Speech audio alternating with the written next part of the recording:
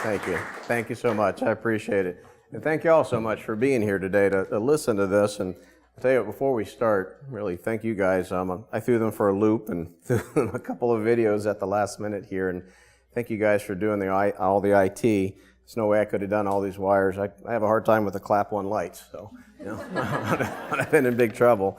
But I'm really honored to be here and to talk to you guys, and I'll share a little bit about our story and our background and some of the lessons that we've learned, and then really I want to leave lots of time to answer any questions that you guys have, and aside from cooking a bison, I saw up there in some of our secret recipes. I'm happy to share everything with you.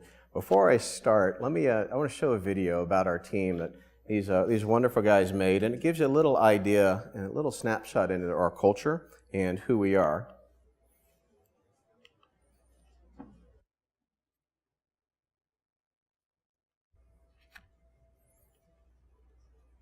Do I need to clap?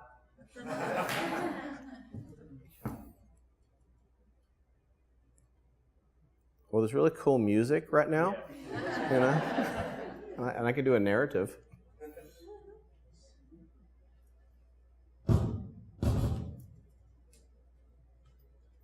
Well, yay.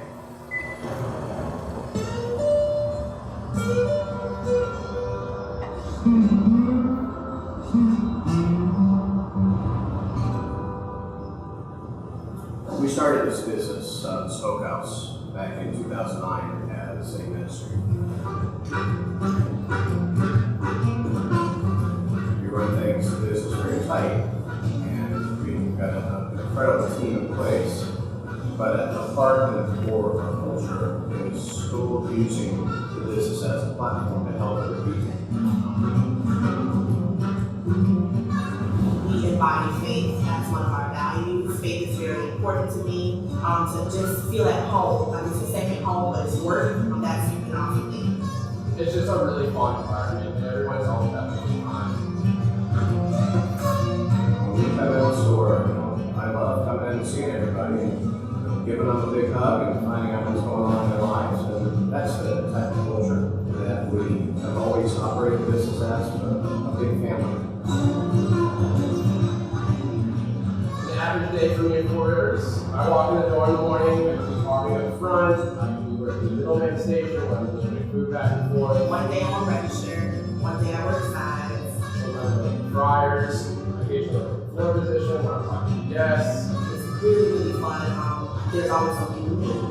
That's pretty much my average day.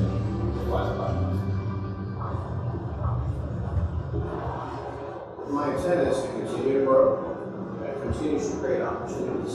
We love seeing when people come in and they work even on the front line, or they work in the back. And just a couple years later, they're in management level, and we've had them go all the way up to GMs. And as long as we protect the culture at the core of what we do, then we'll continue to grow.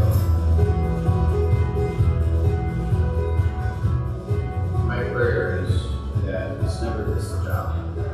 That they always feel appreciated and like they're part of the family. That prayer is just never, ever turns into just another place to work, somewhere special for everybody. Awesome. Awesome. Okay, thanks for having me today. You guys have a great day. I love watching that every time because there's so much of who we are that's embedded in that video. And as far as pioneering and starting this business, I think whatever you do, it starts at one place, and that one place is passion. Okay? It's having passion for whatever you do. So many times in our lives, you think about it, we start off in college, graduate, we go off on an endeavor, and we go out to, truly make a difference and an impact in the world. And for whatever reason, we end up settling just for a paycheck. I always say, we go out to make a difference and we end up making a life.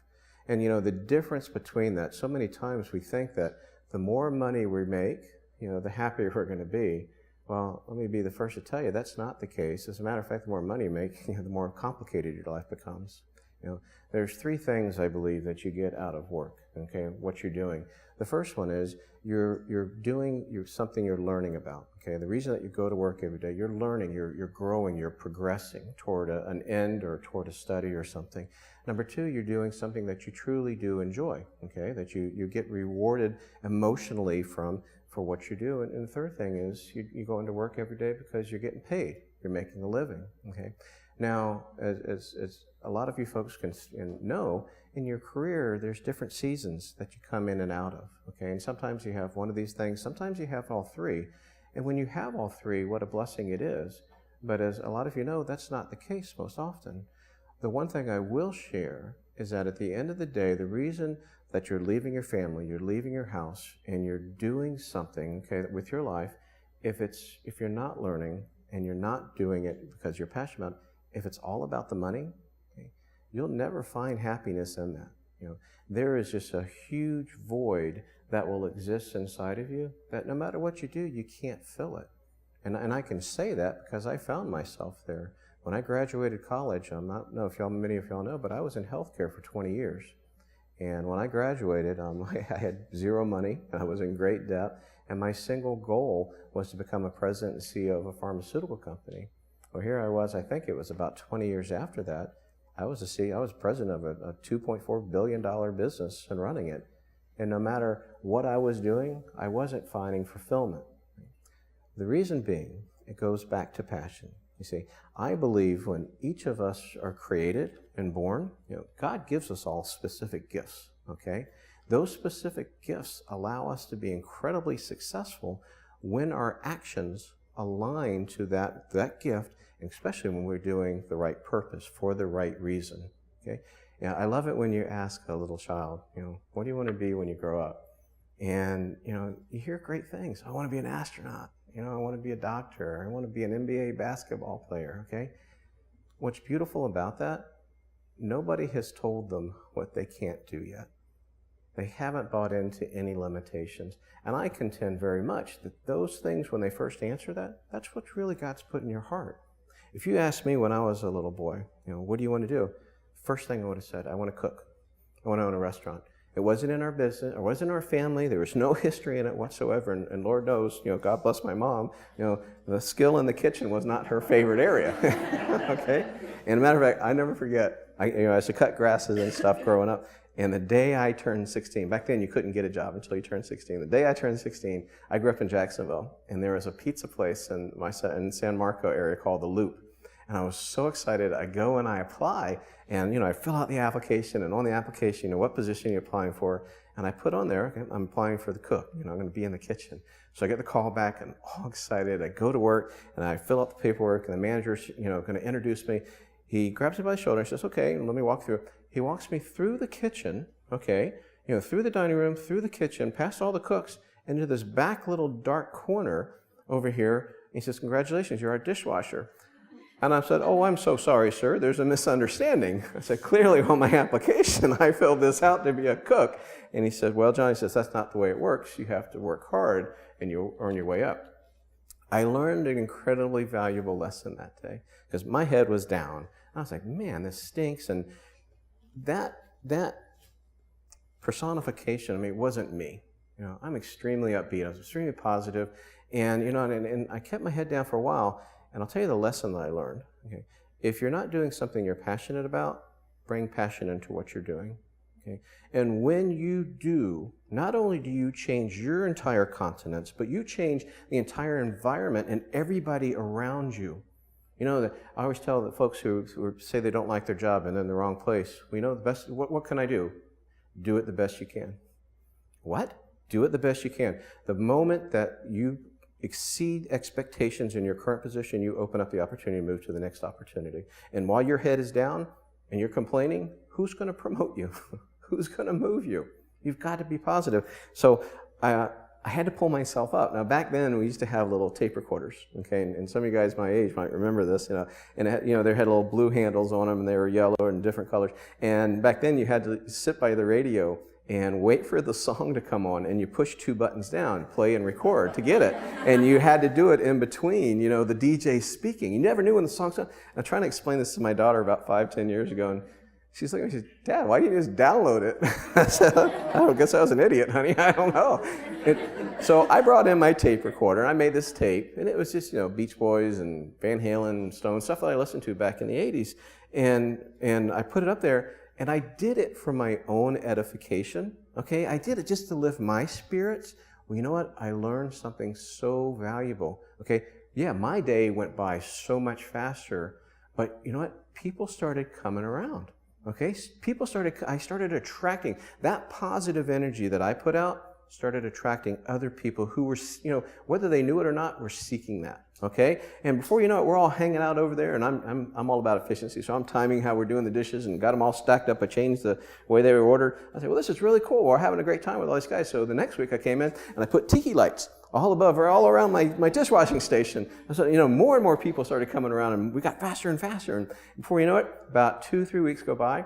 Manager notices. He comes over and says, John, he says, you're doing an exceptional job. We're going to promote you. I'm like, oh, thank you, Lord. I can finally get to cook. Grabs me by the shoulder, walks me back through the kitchen this time, back to the front of the house, says, congratulations, you're a busboy.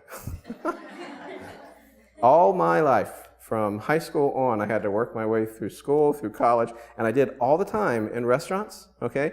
Never once, this is a true story, never once was I allowed to go in the kitchen and cook. I had to open my own dang restaurant, just so I could actually get up there and cook and do sometime. But that's okay. That passion, if you think back on your life, okay, what is it you come alive when you do, okay? People say, oh, what is my calling? What is my purpose? You know it. Because you sometimes you confuse it with vocation, okay? What do I have to make money? What do I have to be successful? Well, those are 2 different questions. Do you want to truly follow your passion? It's there, and it never goes away. Now, if you're like me, okay, you end up burying it, okay? We had an adverse effect in our family. My father stepped out my freshman year of college, and with him went all the college money, and so I had to come back home and didn't know what we were going to do. So it put me on a very different course. And it's funny, and it's usually adverse actions like that happen in your life that kind of pull you away from that passion. But what I will contend is it never goes away. Okay, you just end up kind of burying it, hiding it in there. And so I set out a goal. I was never going to let this happen again. And that's when I said I want to be the president of a big pharmaceutical company. And like I mentioned, along that path, okay, once I got there, that's when I realized I'm not being fulfilled, okay? Something has to happen to wake you up, okay, to remind you. And I always tell people, pray for that, but be careful, because when that crossroads comes, you have to make a decision. I always tell people, be careful what you pray for, because one time he's going to answer, he's going to say yes, and you're in trouble. It happened to me. I always told my folks, if you're not doing something you're passionate about, bring passion into what you're doing. And at the end of the day, if you're still not passionate about it, life is too short. Go do something different. Okay, we had, I think, 3,500 people in the company, and I would tell that speech all the time. All of a sudden, one day, I was driving back. Our office was up in Lake Mary.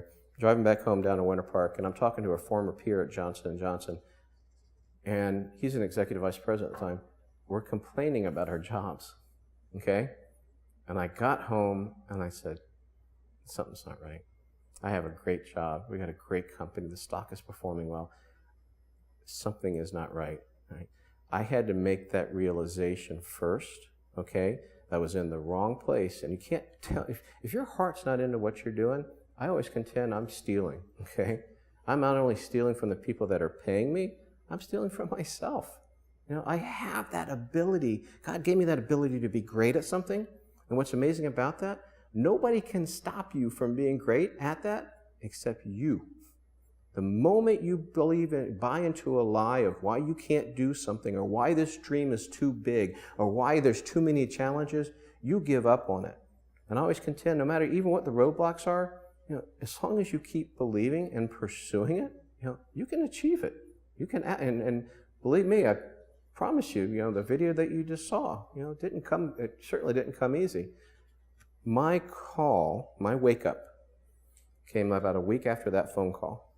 Okay, it was back in the office, and on my desk I have two phones, right? Two lines.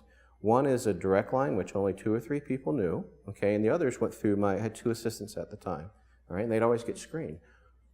One Friday afternoon, I'll never forget it, back in 2005, my direct line rings, and I pick up the phone, fully expecting to speak to one of these 2 or 3 people, and it wasn't one of them. It was a lady, and she's crying on the other end, and I'll never forget the words she used. Mr. Rivers, I'm so sorry to hear about your daughter. My daughter, Cameron, was in kindergarten at the time. And I said, what's wrong with Cameron? I didn't think to ask who this person was or anything. What's wrong? What happened? What's wrong with Cameron? And she said, well, her terminal brain tumor. Okay. From the time that I hung up the phone with her to the time that I got a hold of Monica, my wife, was about 20 minutes, okay? Now, here's a great irony. The business that we were in was cancer treatment, okay?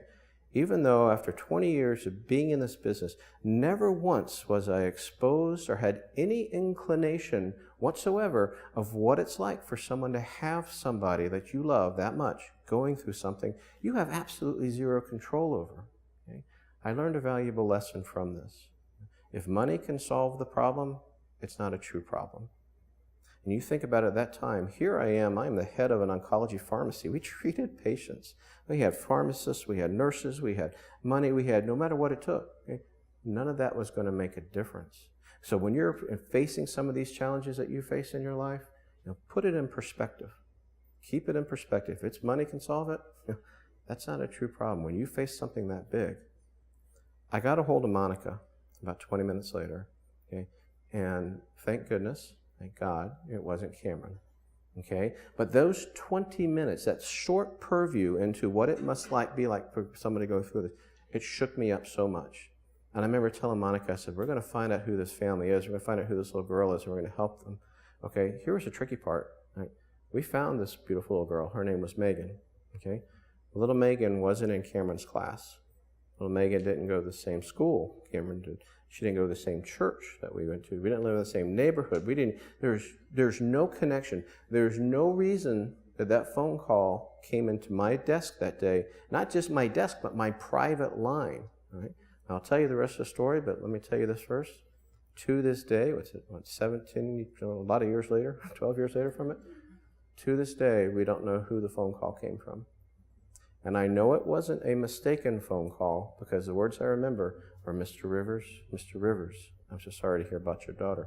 Had that phone call not have happened, I wouldn't be standing here. I wouldn't be in the barbecue business. I wouldn't be telling you what happened in my life, okay? We found that little girl, right? And it's so funny. We started pouring into her, doctors, and we had nurses and pharmacists and drugs. Finally, one day I realized that they don't need more drugs. They don't need more nurses. And they need money. So I called the husband up, the father, and I said, his name was John. I said, hey, John. I said, let me write you a check. And we argued for about 20 minutes and hung up the phone, and he said, absolutely not. And I'll tell you what, when I hung up the phone, that was one of the first times in my life I felt an absolute tangible push. And that push was, don't you give up. You trust me. You pick up that phone. So I picked up the phone, I called him back, and honest to goodness, I had no idea what I was going to say. I'm making it up on the spot. And I said, hey, John, it's me again. He says, yeah, I know, I just told you no. I said, hey, let me how about we do a barbecue fundraiser for little Megan. We'll do it at your church. And all the money, I'll donate everything, and all the money that we get will go back for little Megan. So he calls back about an hour later and says, okay, fine, we're on. All right, now get this, all right. When I graduated from college, I moved out to Texas, okay? And I moved out to Texas. I grew up here in Florida. I say I met the two loves of my life, my beautiful wife, Monica, and brisket. And I was out there. All these years, I got it backwards once, and don't you know, one of her best friends is sitting right there. And I never heard the end of that one. This event, okay, was 10 days later. Now, I'm running this big business at the time, right? I'm busy as can be. Plus, I'd only cooked brisket and barbecue in my backyard over these years, loved it, traveled all over the country researching it and finding out as much as I could about it. Oh, he did it for like 10 people, 12 people, okay? And it wasn't always good, by the way. This event's 10 days later, okay? 450 people RSVP. Right? We didn't have the know-how, we didn't have the equipment, we didn't have the storage, had no idea how to do it. And literally, it was by the grace of God that this thing came together. We fed 450 people. We raised a lot of money for this beautiful little girl, and nobody got sick. It was a big plus. And I'll tell you, the stuff that was happening that week was amazing. One day, this is a true story, one day I came home, and I'm like, oh my gosh, how am I going to cook all this stuff? And I can't get in my driveway, because in my driveway was one of these huge trailers, okay, with these, from here to the end of the stage, one of these huge smokers on it, literally with a yellow Post-it note on it said, hey, John, heard you might need this. Call me when you're done. That was the beginning. Stuff started just showing up, and refrigerators and people, and honest to goodness, we pulled that thing off, and I'll never forget at the end of the night, okay, I was beat. I was wiped, because I was lying on the ground, and Monica comes over, he says, you doing okay? And I said, yeah. I said, I feel great. I feel alive. You don't look alive. And I said, no, really, I feel great. And I want to do this. And she says, do what? I said, I couldn't verbalize it, but you know what it was? It was that passion for cooking, okay, that I had all my life, and I had buried it, okay, combined with doing it for good, doing it for the right reasons. That's the secret of success. When you do what you love to do and you're doing it for the right reasons. I speak to different MBA programs all over the place, and the teachers cringe every time I say this. I always said, the goal of a business should never be solely to make profit. Okay? Because what your goal is, you think about it, you're going to make every decision around what that goal is. So if your single goal is to make profit, you're going to compromise your employees, you're going to compromise expenses, your guests, everybody in the pursuit of that. Profit shouldn't be the goal of the company. Profit is the outcome of doing the right things, okay? Of executing, of building a brand and building passion and getting folks excited about that. The reason I showed that video, that's one of the keys, is you have to build brand equity and passion within your team. Okay? That's the most important thing. We just came to, we've been open, 7 years? 8? We just had our 8th year anniversary yesterday. And this is part of the wonderful team right here. And we just realized we do a book study every quarter, myself and any of the managers who want to join us. And we do different books every quarter. We're reading a fantastic one right now about Starbucks called The Starbucks Experience. The light bulb went off about 3 weeks ago. Oh my gosh. Our job is not necessarily to market to guests. Our job as leaders is to market to employees. You think about it. If you put as much importance and funding and resources into investing into your team, okay, more so than you do your guests, the business is going to grow. The excitement level and the passion level for your brand, okay, from your guest, from your customer, can never, ever exceed the passion level and excitement level for the brand from your team, from your employees.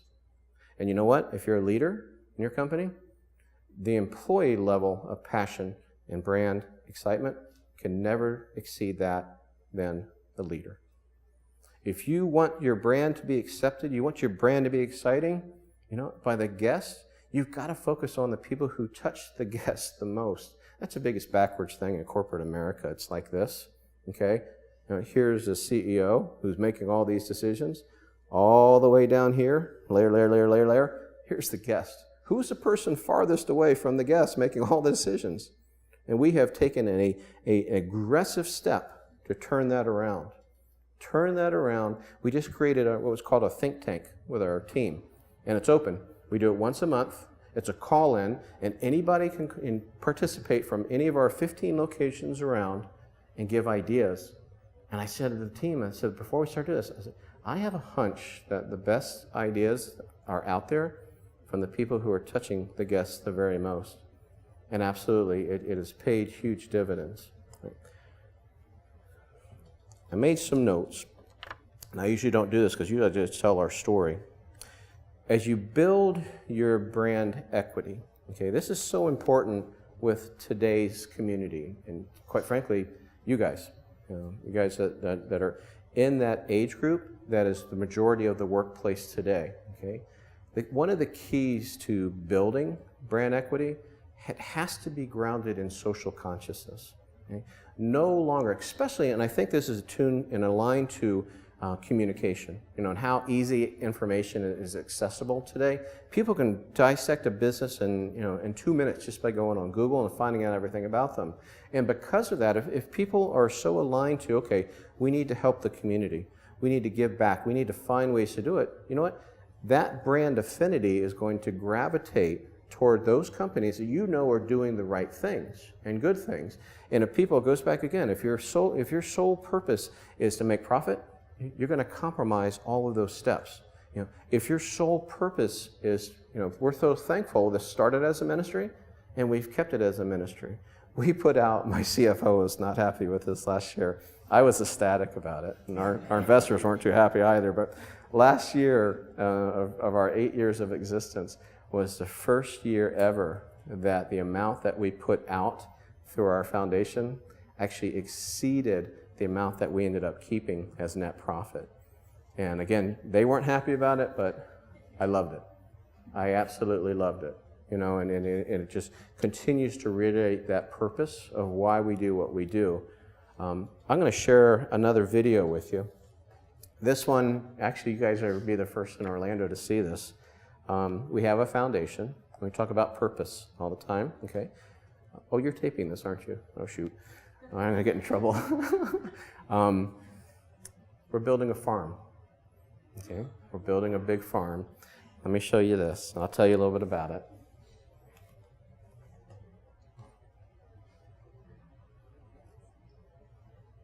Do I need to hit it again? There was a time, not long ago, when farm was also called home, when parents were identified as nurturers, and living off the land meant producing meals in harmony with nature. But it wasn't just about providing our own nutrition. It was about growing the community, cultivating relationships, and building an ecosystem to serve our neighbors. That time to serve has come again, away from the noise and steel, an opportunity to embrace nature instead of the assembly lines. Now is the time to unite in favor of producing our own fresh and vital produce. Time to feed our passions and preserve the next generation. We must continue the charge for change. So let's grow, educate, and connect our community. Let's return to our roots.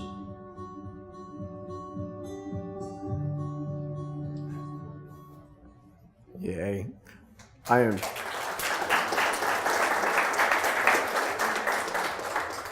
I get so distracted with this on a daily basis. I am so excited about what we're doing.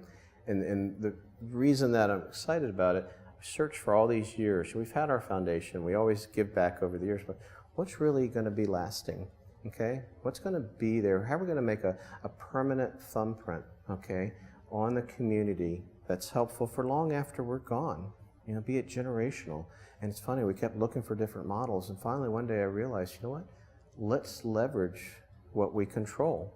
And what we control is the purchase of produce. We buy about $3 million of produce per year. And then I said, can I create a reverse demand model? Can I drive a positive outcome by utilizing that demand? And if I can drive a positive outcome in doing it, you know who we're growing this for? All of Orange County Public School kids. That's where all the food's going to go, right? If I can drive that positive outcome of X with my $3 million of purchases, are there other organizations that share a heart for this, that have a propensity to want to give back without making a profit? And our partner in this is Florida Hospital. They have $7 million of purchases. Then I combine that with Orange County Public School. Okay? They have another $8 million of purchases. We have built a farm capacity. We have built, the number one reason that farmers go out of business, which is over 300 farmers per week go out of business in the United States today, per week. Okay? The average, I'm going to get off on a kick here, the average produce that you eat on your plate, get this, it's traveled 1,872 miles before it gets to your plate in the United States. Isn't that sad? You think about the nutritional loss. Every day that goes by, once it's taken out of the ground, it loses nutrition, it loses flavor. But then you also think about the economic impact, okay? That over 85% of the produce that's grown in Florida is sold out of Florida. It's not even kept here. So we've been very blessed. Dr. Phillips Charities is just a wonderful organization. We have the idea. Now we got to start. How do we get property? This guy's just donated 45 acres to us, a $5.5 million grant that they're giving us, and it's right in city center. It's right off of OBT in between Colonial and Princeton, which is just a huge blessing because you think about it, it's a teaching facility too for students and for local farmers to keep them in business. Okay, and if I'm trying to teach the inner city kids the importance about nutrition and about agriculture, and the farm is out in Mount Dora or Popka or something, it's not part of their life. It's not in their purview. Right? By putting it city center, it's part of their life now, and they're going to see it every day. Long way of showing and demonstrating. Okay, I wrote this down this morning. We're not in the barbecue business serving guests. Okay? We're in the people business serving barbecue. Okay? Businesses are built on relationships. People buy from people.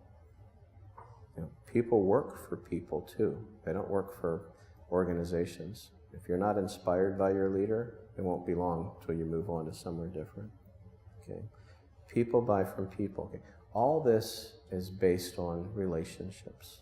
Relationship is at the core of success of any business, of any personal relationship that you have. What's in between you and that customer group and that community is absolutely key to your success. And I continue to push to people, treat every single person that walks in this door like a friend or a family member. You take care of them. I don't know if you guys have ever come in and not like what you had. It happens.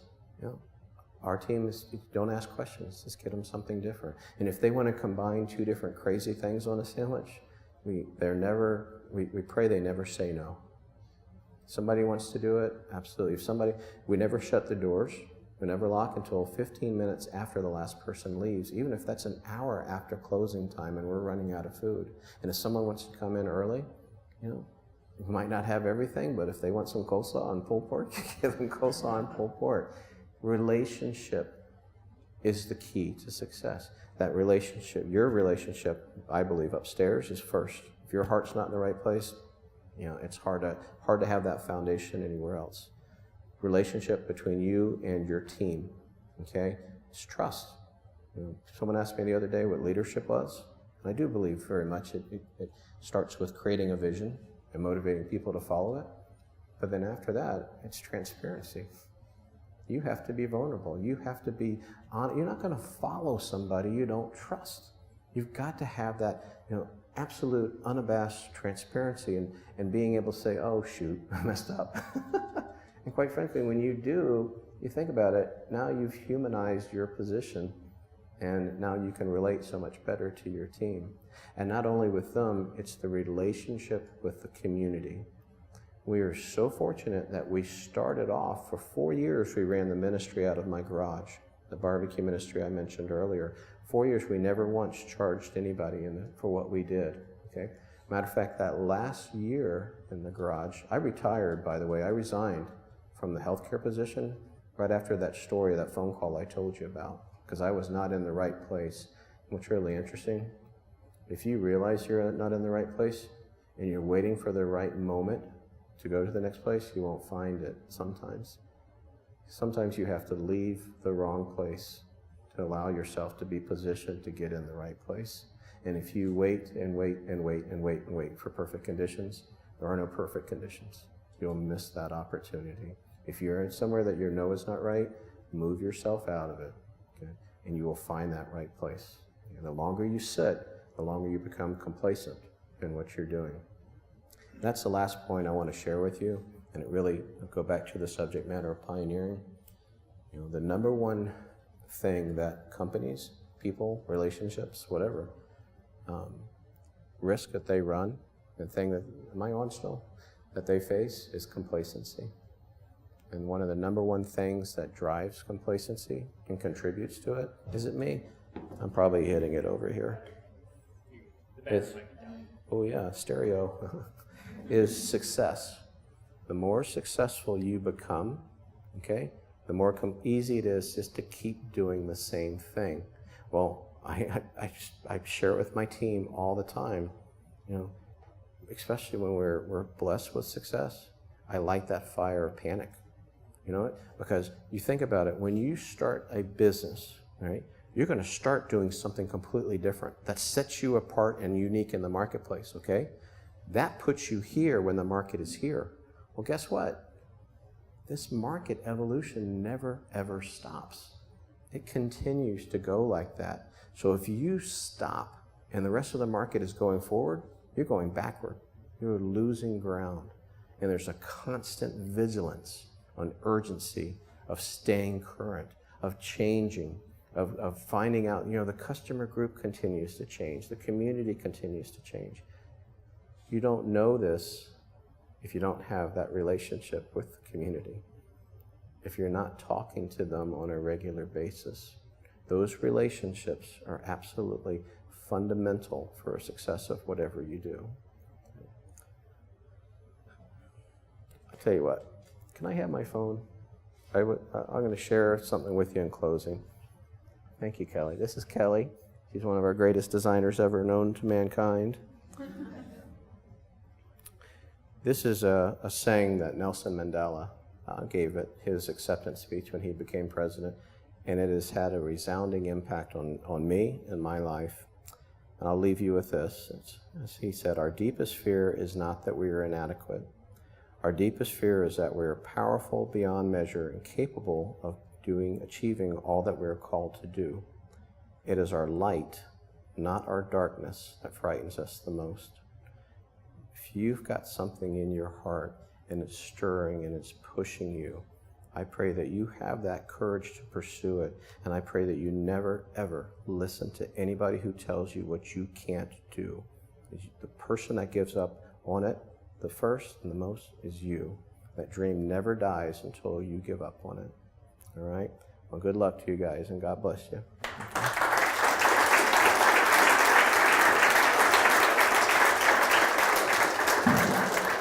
So we actually have a few more minutes left for some questions to John, so far away. Sure. So when you went from the 4 years that you ran the barbecue ministry out of your garage to turning it into an actual restaurant, how was the transition mentally from having to be a charitable venture into now you need to make money? Like, how did you wrestle with that as a person? You know, it was it's a great question. I'll back into it, and I'll tell you first the end of the story. The day we finally opened, which was yesterday, 8 years ago, October 26th in 2009, I was a carver, and Monica, my wife, was down on the cash register. And all these years, we had never charged anybody for our food. And it was the most uneasy feeling that I had when a friend came through as our first customers, and I watched them pay. And it didn't sit well with me, but at the end of the day, you know, it's just like a church. It's just like any charity. You know, you have to have a profit in order to keep the lights on.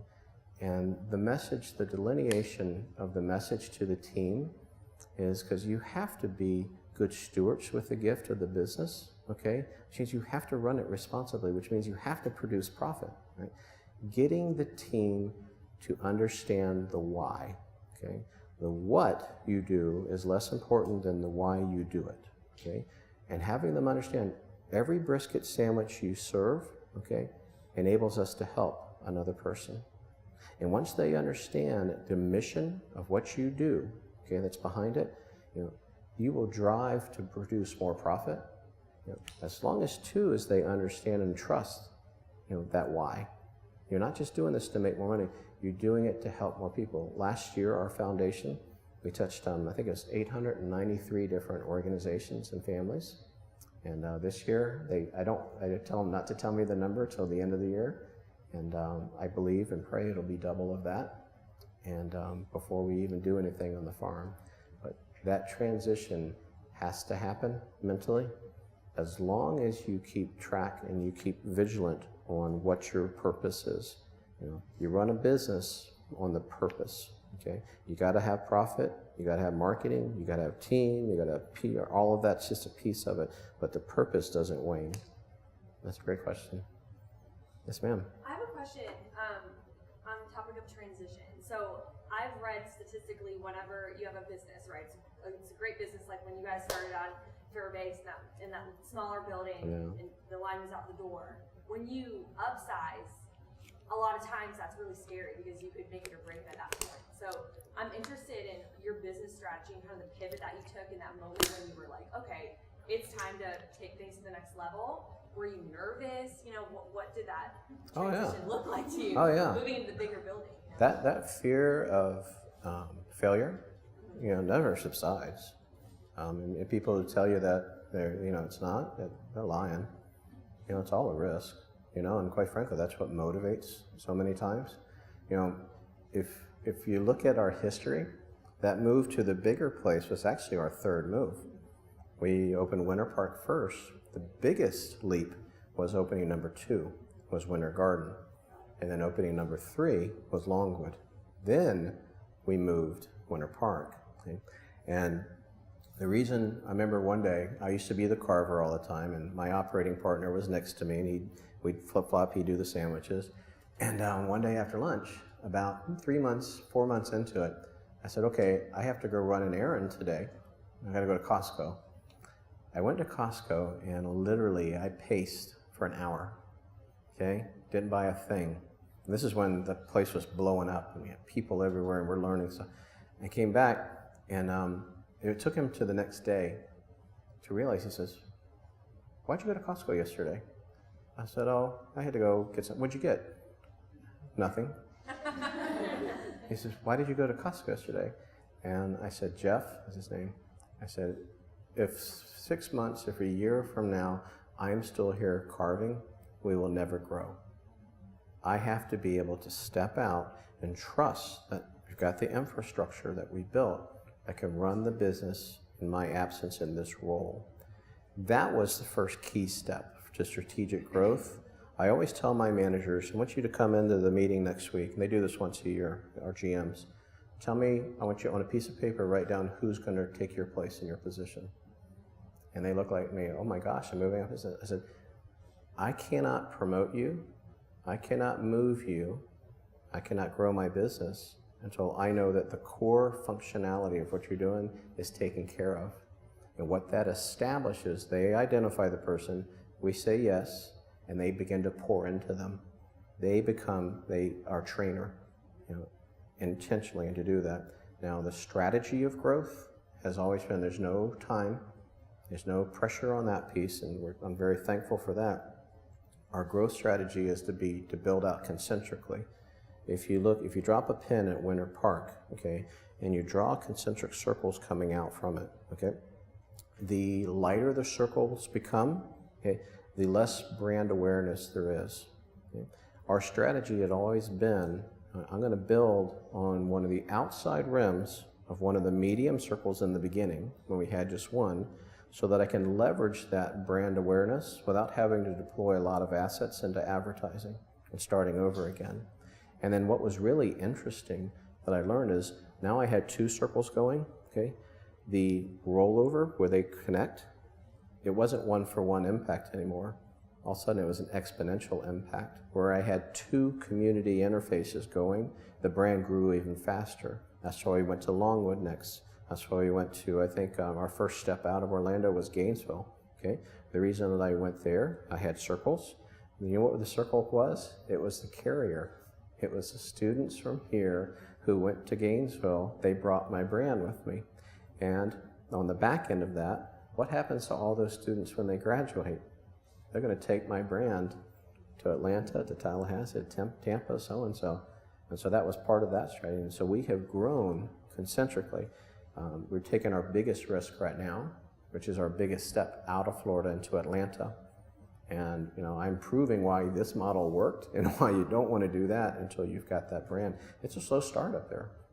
People don't recognize what our brand is, and we're having to start from scratch and rebuild it and go out and fight and earn the trust of that community so they'll come in and buy business. It's not the food, it's the trust. What are you doing as a business? It's that relationship. Great question. Yes, sir. What was the move?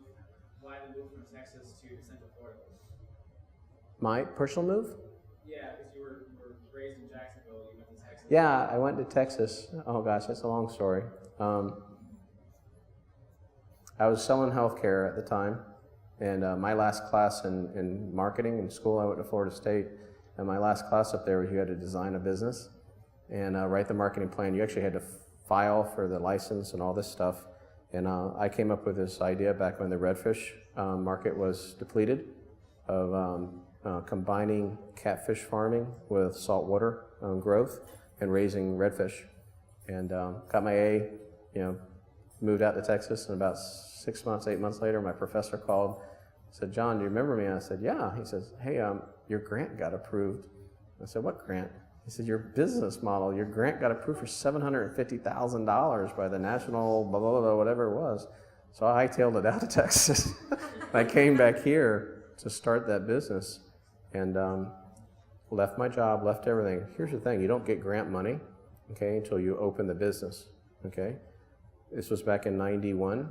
I remember driving from Jacksonville down to Miami to a Florida Agriculture or Aquaculture Association meeting, listening to NPR that Iraq had just bombed and invaded Kuwait. I didn't think anything of it. If you guys remember history, 2 days later, U.S. declares war. 1 week later, I get a letter from the U.S. government that during the time of war, all grants are rescinded. Total rug pulled out from underneath me. And that's okay now. This is something I usually talk about. Bad things that happen to you in life, they make you who you are today. You might not understand why they're happening, and when you're in the middle of those woods, it's tough. It was Kierkegaard, an 18th century theologian, who said you live your life moving forward, but you tend to understand your life looking back. And had those things not had happened, you wouldn't be the person that you are today. And what that taught me was, among a lot of other lessons in life, was perseverance. I don't have time to tell the story today, but when we were building Winter Park 1, it wasn't supposed to be a restaurant. It was supposed to be a commissary we could run the ministry out of. Okay? It was supposed to cost $188,000. It was supposed to take 5.5, 6 months to build. We were 8 months into it, over $500,000 of our family capital, and my builder had walked off the site at an absolute standstill. The perseverance that I needed to get through that, and oh, by the way, my family and I, we were down to 60 days of cash left pursuing this dream. 60 days, no solution, no contractor, no working on it, didn't know how I was going to get out of that. That perseverance that I learned when my father left, that perseverance when that rug got pulled out, that all builds you up. It all strengthens you. I learned a lesson a while ago. When you're in the middle of something hard, instead of asking God why this is happening to you, ask God what He's trying to show you in that situation. And it changes the perspective very much. One more? Yes? How do you maintain the culture of organization as you grow? Sometimes organizations can struggle to maintain that positive atmosphere when they grow. Number one challenge we face. Number one, absolute number. If that if that basis of the business is built on a culture of relationship, as a relational culture, both internal and with the community, how do you build that relationship with people in Atlanta or a team in Tallahassee or Coral Springs? Hardest thing, when we have deployed more resources into training, more resources into traveling, and touch and going out there. I'm extremely excited. We took a look at our budget, actually the last 3 years now. We have spent more on training than we have in marketing every year. And that's a very important part of the business forgets that. When they move that focus to solely the guest and not treat the employees and the team members, as your single most important asset that you have, that's when the companies start to crumble. I can write a book about that, but that's a great important part about running a business. We got time for one more question. Okay. How do you make brisket? Well, let me tell you. Awesome. Sure. I'll ask you that. Okay. So I think you don't give yourself enough credit in terms of like, the quality of what you guys have in terms of a product. That's a draw as well. I mean, you spend a lot of time. So for you as a leader, how do you make sure that the standard, because it's part of delivering what you deliver is because of the standard of quality and the standard that you have. How do you sort of impart that without it, coming across like that can compromise the culture? Because sometimes there still has to be this standard, this expectation of quality, that you have. Really interesting lesson. Two sides to this. Okay. The team, your employees, okay, will treat each other and treat the guests the way you treat them. Learned that in leadership a long time ago. You want them to be nice and kind to each other and to guests and treat them with love and respect? It starts with you. You have to treat them with love and respect. Same thing for quality. Okay? Wherever leadership is focused on, that's where the rest of the team will go to. We have problems. Everybody has problems. When they say they don't, they're lying. We have problems with brisket. We have problems with ribs. No matter what. Social media is awesome. I will know when a customer's upset very quickly. Went by Four Rivers in Jacksonville today. Ribs are dry. A phone call. That's all it takes. Okay. Whenever we see those trends, we have to move very quickly. Because you think about it, there's turnover at different positions, and once you teach somebody how to run a smoker, we have a lot of college kids. They graduate, they go on. You don't expect them to run the smoker forever. You're starting from scratch again. Wherever you focus on, they are focused. If I know we're having a problem with ribs, I tell my team, every store, taste the ribs, taste the ribs. And all of a sudden, you know what? They catch on after about a week. Oh my gosh, they're going to come in and they might taste the ribs. Guess where their focus goes to making the ribs right. There's so many other tactical things that we do to retain consistency in products. And that is one challenge of having multiple stores, because it's human nature. I go to Jacksonville and I compare it to Winter Park. Oh, the sauce was a little different there, and so that's something we have to be absolutely vigilant about. Well, guys, if you could one more time.